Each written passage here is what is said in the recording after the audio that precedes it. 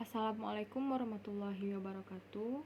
Baiklah, pada kesempatan kali ini saya akan menjelaskan tentang UAS pencegahan dan perawatan cedera, yaitu tentang cedera Bellatrix sebagai atlet bulu tangkis yang mengalami cedera ligamen otot anterior cruciate, yaitu yang terjadi pada lutut. Baiklah, perkenalkan terlebih dahulu, nama saya Silva Julia Reski, NIM 19087037. Yang pertama yaitu berita cedera. Bellatrix Manuputi menderita cedera lutut kala memperkuat tim Indonesia di ajang Piala Sudirman pada bulan Mei 2015. Kala itu, Bella cedera saat menghadapi pemain Cina yaitu Li Xiurei. Pemain berusia 27 tahun itu didiagnosa menderita cedera ligamen otot anterior cruciate yaitu ligamen yang sobek. Ia masih sempat berada di pelatnas dan menjalani program pemulihan selama beberapa bulan. Bella kemudian terhitung tak lagi berada di pelatnas sejak Maret 2016.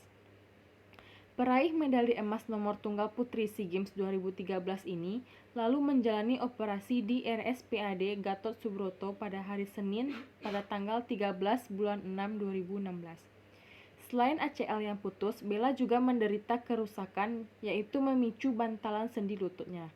Diperkirakan ia harus menjalani pemulihan selama 9 bulan setelah operasi. Selanjutnya yaitu profil atlet.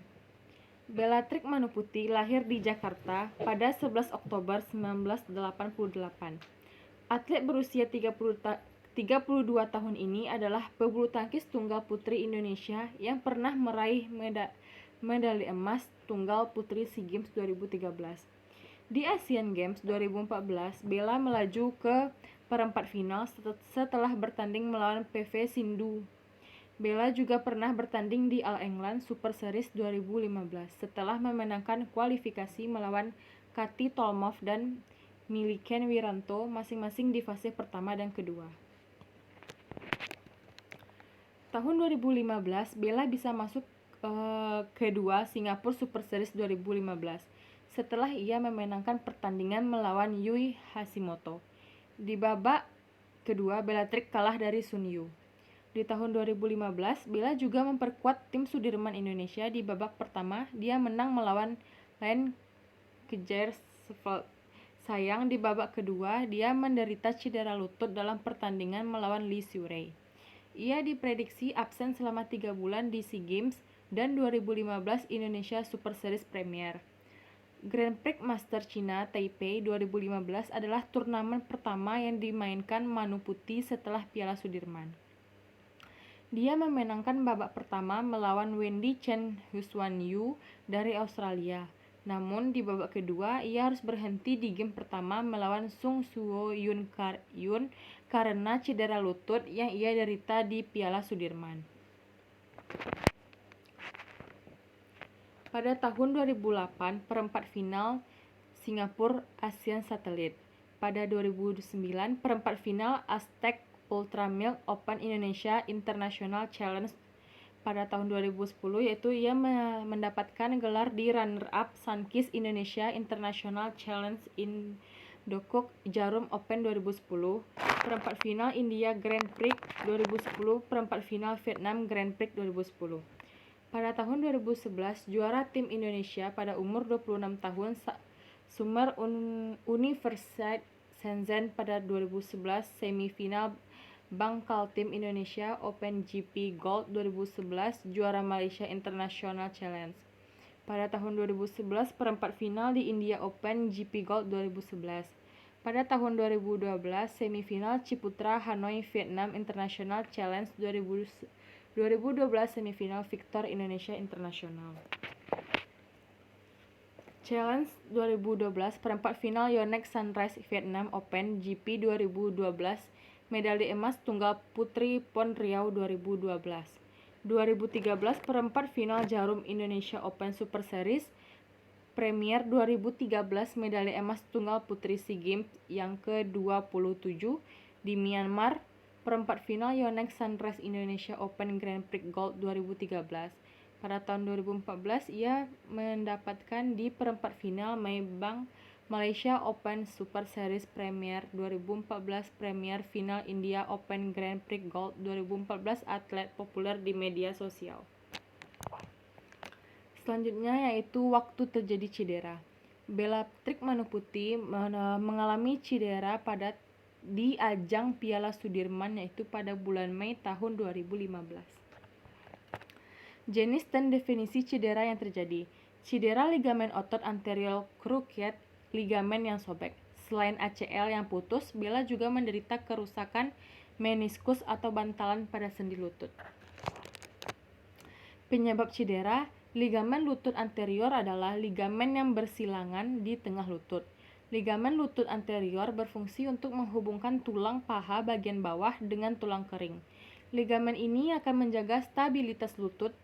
Cedera ligamen lutut anterior sering terjadi saat seseorang melakukan gerakan olahraga yang menimbulkan tekanan pada lutut. Gerakan-gerakan yang berisiko menimbulkan ACL antara lain yang pertama yaitu bergerak dengan cepat lalu berhenti tiba-tiba. Yang kedua yaitu mengubah arah gerakan kaki dan lutut secara mendadak.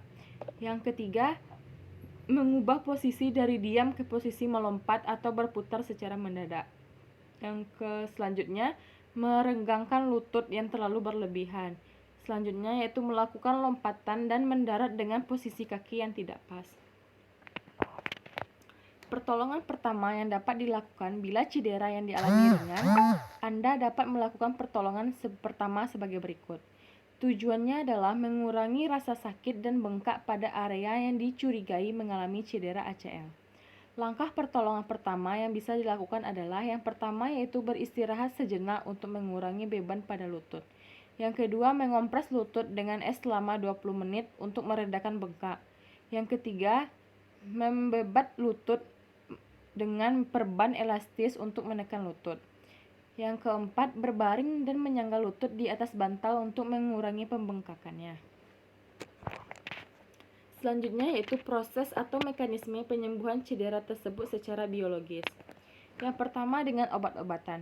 Dokter dapat memberikan obat-obatan untuk mengurangi peradangan dan nyeri yang dirasakan seperti ibuprofen, ketorolac, atau parastamol. Jika diperlukan, dokter dapat menyuntikkan obat kortikosteroid ke lutut pasien untuk mengurangi peradangan.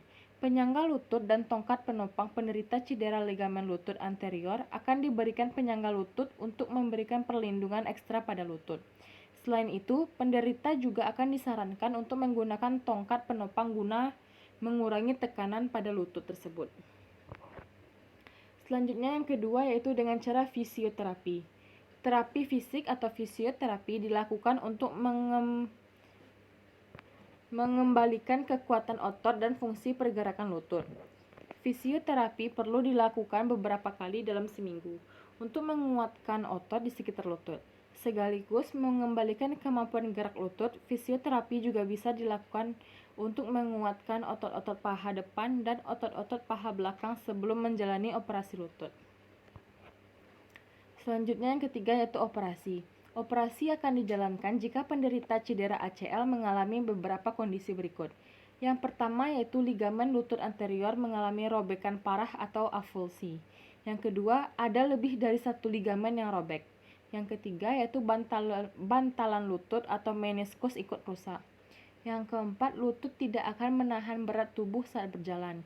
Yang kelima, cedera terjadi pada atlet yang aktif. Operasi biasanya baru dilakukan setelah tidak ada perbaikan fungsi lutut dalam rentang waktu 5 bulan. Lamanya waktu tunggu ini juga dilakukan untuk menurunkan risiko terbentuknya jaringan parut di sekitar lutut atau artrofibrosis. Setelah operasi, prosedur operasi ini dilakukan oleh dokter bedah dengan mengangkat ligamen lutut yang rusak dan menggantinya dengan ligamen otot atau graft yang baru. Graft bisa diambil dari lutut hamstring atau tendon tempurung lutut atau patellar tendon, baik dari otot pasien sendiri maupun dari donor. Setelah operasi, pasien perlu menjalani rehabilitasi.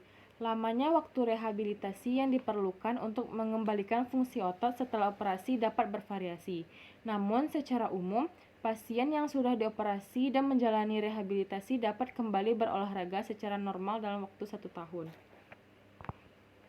Cara mencegah cedera, yaitu yang pertama, lakukan olahraga untuk menguatkan otot kaki dan otot lutut secara rutin. guna menjaga keseimbangan kekuatan otot kaki. Yang kedua, lakukan olahraga untuk memperkuat bagian pinggul, panggul, dan perut bagian bawah secara rutin. Selanjutnya, lakukan latihan untuk menentukan posisi kaki saat mendarat setelah melompat. Selanjutnya, gunakan alas kaki dan bila perlu pelindung atau padding yang pas saat berolahraga.